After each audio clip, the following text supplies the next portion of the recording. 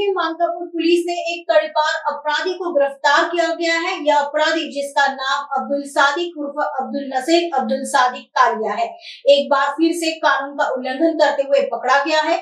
यह घटना तब हुई जब मनप्रीत शुक्ला नामक एक शिकायतकर्ता की फल की दुकान के पास ये आरोपी नशे की हालत में पड़ा हुआ था।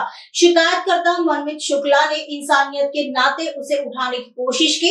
इसके बाद आरोपी ने मनप्रीत शुक्ला को ही गालियां देना और धमकी देना शुरू कर दिया। यही नहीं, आरोपी ने दुकान चलाने देने के लिए मनप्रीत शुक्ला से हर महीने 20,000 की हफ्ता वसूली की मांग की। पुलिस को जैसे ही इस घटना की जानकारी मिली, पुलिस दल ने तुरंत मौके पर पहुंचकर आरोपी अब्दुल सादिक कालिया को हिरासत में ले लिया। आगे की जांच मानकापुर पुलिस कर रही है। तक्रारदार आहेत मनप्रीत शुक्ला यांचं फळ विक्रीचं दुकान आहे आणि ते दुकानाच्या जवळ एक व्यक्ती नशेच्या अवस्थेमध्ये पडलेला होता, ज्याचं नाव आहे अब्दुल सादिक उर्फ अब्दुल नसीर अब्दुल सादिक कालिया। रेकॉर्डवरचा गुन्हेगार आहे।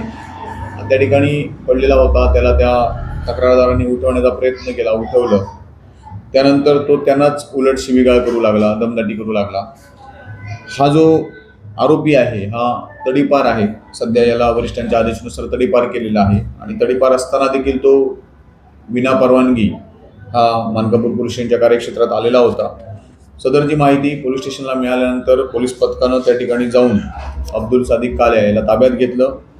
त्या ठिकाणी असंही लक्षात आलं की त्या दुकानदारांना तो धमकावत होता आणि तुम्हाला या ठिकाणी जर दुकान चालू ठेवायचं असेल तर दर महिन्याला 2,000 रुपये हप्ता किंवा खंडणी द्यावी लागेल।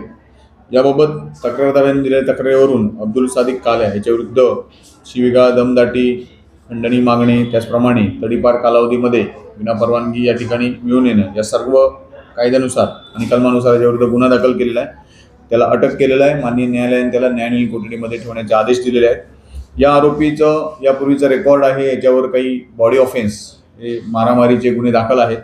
त्या गुन्ह्यांच्यामुळेच याला पोलीस स्टेशनच्या हद्दीतून तडीपार करण्यात आलेलं होतं आणि आता पुन्हा त्याने असं कृत्य केल्यामुळे पुन्हा त्याच्याविरुद्ध गुन्हा दाखल करून त्याला अटक करण्यात